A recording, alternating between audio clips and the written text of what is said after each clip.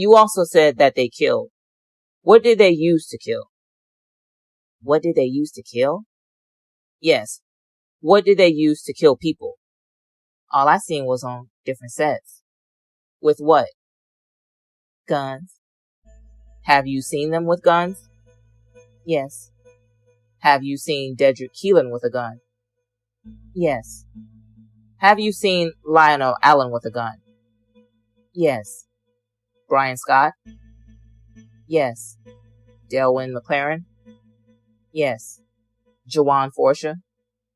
Yes. Where did you see them with guns? On Martin Luther King. Did they share guns or did you see them with individual guns? They share guns. Do you know where they kept their guns? Yes. Where? In DeAndre Hill's house. You have seen guns at that location? Yes. Did all the persons you identified have access to those guns? Yes. Did you carry a gun? No. Are you familiar with the name Arthur Mitchell? Yes. Who is Arthur Mitchell? He was a boy. He was on Jackson Street, but he used to be a Melphamine Project. He used to come in the Melphamine Projects and hang with us. Is Arthur Mitchell alive or dead? He's deceased. When was the last time you saw Arthur Mitchell? The day before Mother's Day. Do you know how he died? Yes. How do you know how he died? Who did you learn that from? Who did I learn it from? Yes. Devontae Vance. Tell us about the last day you saw Arthur Mitchell. Where were you? We was on a corner in the Melphamine Projects waiting on the bricks. Who is we? It was me, Devontae Vance, Dedrick Keelan. I don't remember who was out there. Okay. Just for point of reference, this is Overt Act 1. So, you all are out in the Melphamine. What happened next? What happened next? Yes. We was on the bricks, and it was time for Arthur and them to go, and they walked all to Martin Luther King. Who is they? I can't remember everyone who was out there. But Devontae and them, and Arthur and them walked to Martin Luther King, and I went inside. We heard the shots from the projects. We ran back outside, and Devontae and them came back in the project. And me and Dominica and Dewana, we had went walk on Jackson by the scene, and Arthur was deceased. He was dead. We came back to the project, and we was just sitting there.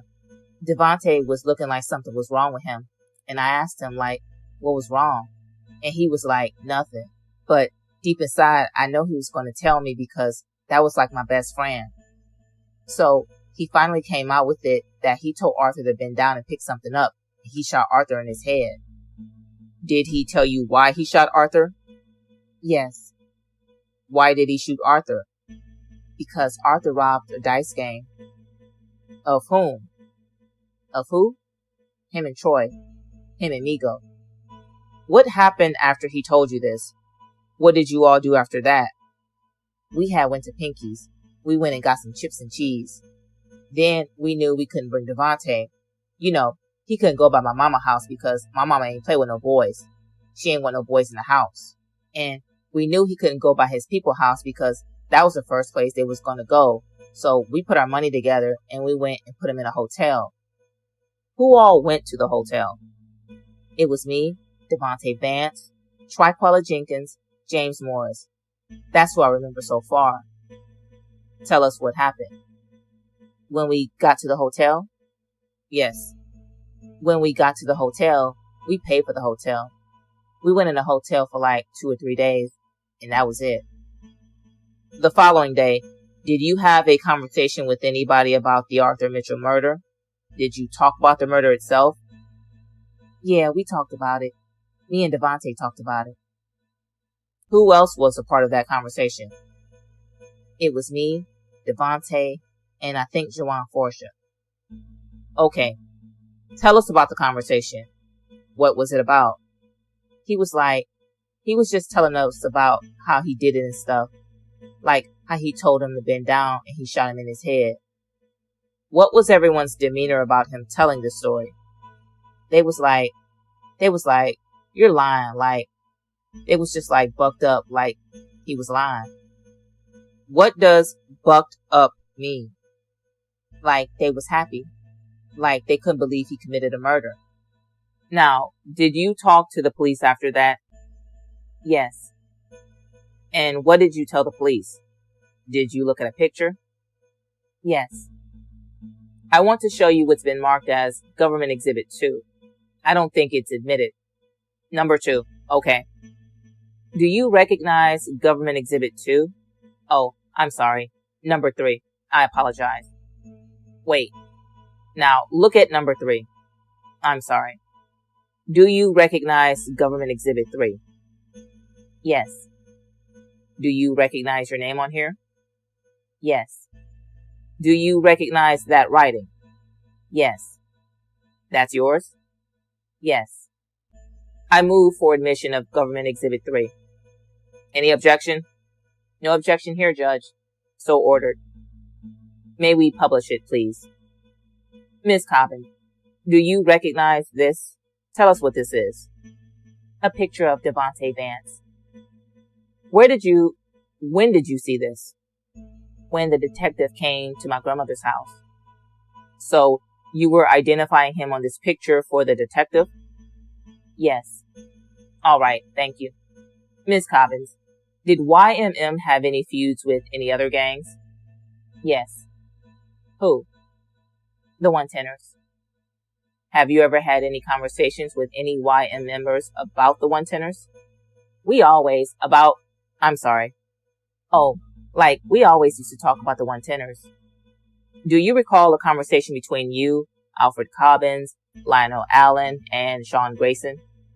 Yes. For a point of reference, Your Honor, Overt Act 8. Please, tell us about it. We was on Martin Luther King and they just came back from spinning and who was there? Lionel Allen. It was Alfred Cobbins, Lionel Allen. It was the boys who you just said. I'm really not sure.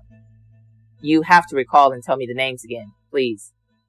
It was me, Lionel Allen, Sean Grayson, Alfred Cobbins, and...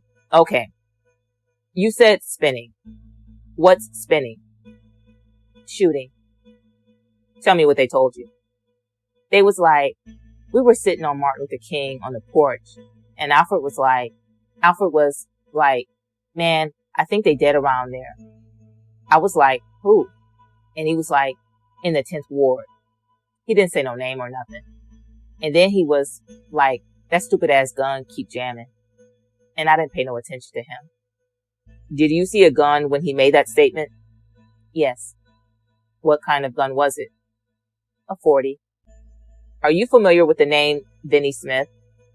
Yes. Do you know what happened to Vinnie Smith? Yes. What happened to him? What happened to him? Yes. We was at a party because that's my friend's brother, but her other brother was deceased, Paul. So like his mama give him a party every year, for his birthday or something. And we was there or whatever. And we got a phone call saying that Vinnie was shot up. And we went to the hospital and stuff. We went to the scene and stuff. Who was there when you got the phone call? Me and Shinny Smith. Did anyone else come by there when you all were there? Yes. Who came by? Lionel Allen, Juwan Forsha, and Ivory Dorsey. Did they say anything to you? No. Did you hear them make any statements? Yeah. They just came back. Juwan said that they just came back from spinning. For point of reference, Overt Act 14. Did you later learn why Vinnie Smith was killed? Yes. Because Juwan Forsha thought that Vinnie was crossing him with the 10th Ward. But Vinnie didn't even know nobody out of the 10th Ward. He wasn't even familiar with the boys out of the 10th Ward. Who told you that? Who told me that Vinnie was crossing them? Juwan Forsha told me face to face himself that he thought Vinnie was crossing him with the 10th Ward. Are you familiar with the name Deshaun Hartford? Yes. Do you know what happened to Deshaun Hartford? Yes. Was he killed? Yes. Where were you when he was killed? Right outside the club. Where was the club? On 2nd and Dry Aids. Who were you with at the club? Me, Shinny Smith, and Teacher Nika Newman. Tell us what happened. We was inside the club and both of my friends, Shinny Smith and Teacher Nika Newman, it was hot, so they liked to walk outside. We had walked outside. Well, Shinny was in the club, but Teacher Nika was out at the car, and I walked outside. Like, I used to be, younger. I used to want to go see where the boys was going. Like where Lionel and them going. I used to be right behind them. So as Lionel went out the door, I went out the door. And Baldy told Lionel, make him do what he do. He took the 2 guns from each corner of his side, and he went to shooting it. Well, before he started shooting, he pushed me on the ground. Then he went to shooting him. Now, what happened when he pushed you on the ground? I started bleeding. Where did you start bleeding? On my left hand. Did you have a scar? Yes. Do you still have that scar? Yes. Your Honor, may she publish the scar that she's got? Yes. Do you have a photograph? No, we don't have a photograph. Well, how do we get her to identify it? How would you intend to publish this? I was going to have her show it. Okay, yes, go ahead. If you'd stand up and show the scar. It's right here under the cuff. So that scar on your left arm, for the record, that was done on the night, Deshaun, of what you just testified about? Yes. For point of reference, that is Overt Act 16. Now, I want to direct your attention to something we're calling Overt Acts 19 and 20. Are you familiar with the name Jacoby Boyd? Yes. Do you recall having a conversation with Lionel Allen and Jacoby Boyd? Yes. Tell us about that conversation. Well, me and Jacoby Boyd was in a relationship for 2 years, and he called me. Him and Lionel called me and was like that Jacoby was shot. And I kept asking him what he shot at. I'm thinking he shot on the street or something so I could get to the scene. So he said Jacoby was shot and they was bringing him to the hospital. So I hung up the phone and I went to the hospital. And when I got to the hospital, Jacoby was laying on the hospital bed going for surgery. And so they brought another person in, Remo Ronald Thompson. And Jacoby made a statement to him that was like, you think you're going to live, little? And I was like, Kobe. And Kobe went to surgery. He was all right. And he went home. Did you later have a conversation with Jacoby about how he got shot? Yes. Tell us about that. Well, me and Jacoby went home by his mama's house that night. And he was like, man, me and Lionel was cutting up. And I'm like, y'all was cutting up? He was like, yeah. He was like, they went round to, the first time they went round Josephine trying to shoot at Bob and Remo, and they made a mistake and shot Maurice. And then Lionel Allen made a mistake and shot Jacoby Boyd. And that's how Jacoby gets to the hospital. Then they kept going on and on. Lionel and Dorsey was left together. They shot at Remo, he said. Then they shot, I don't know his real name. I know his name as Marty. I know his nickname, Terrence Pollard. And who told you this? Jacoby Boyd. Are you familiar with the name Vivian Snyder? Yes. Do you recall where you were the day she was killed? I was sitting on Martin Luther King. Who were you with? Me and Dedrick Keelan. Tell us about that. Well, we used to take these pills called trams, and we went and bought them they was $1, so we went and bought 10 of them from Jeffrey Wilson. And we took the trams, and I would get tired, so I went inside. And we both went our little ways. We went inside. The next day, someone come by. I was staying with my cousin, Cobbins, and Hollis Carter, Miss Vivian's son. Don't tell us what he told you. What did you do after you spoke with Hollis? After I spoke with Hollis, I got his number. So he told me to tell Dedrick, don't tell me what he told you. Just tell us what you did after you spoke to Hollis. Oh, 3 hours later, I met Dedrick. It was like 3 hours later. I met Dedrick Keelan on Martin Luther King, and I gave him the phone number. And he asked me whose number it was. He said, I told him it was Hollis Carter's. And he was like, man, I was tripping off them trams last night, and I made a mistake and killed Miss Snyder. And he was like, he's not calling her. I would like to talk to you about a conversation in the early morning hours of May 6, 2013 with Jacoby Boyd.